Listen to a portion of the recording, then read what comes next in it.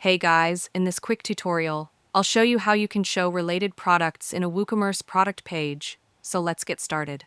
By default, Woocommerce automatically displays related products based on categories and tags. To make sure this works properly, go to your WordPress dashboard, click on Products, and open any product you want to edit. Scroll down to the Product Data section and assign that product to a category or add relevant tags. Woocommerce uses these categories and tags to decide which products are related. Once you've done that, update the product.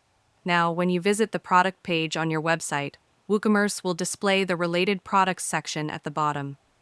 These products will match the categories or tags you assigned earlier.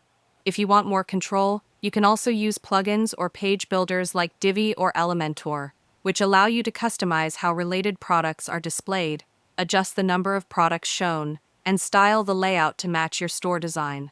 And that's it. If you found this video helpful, consider giving it a like and subscribe.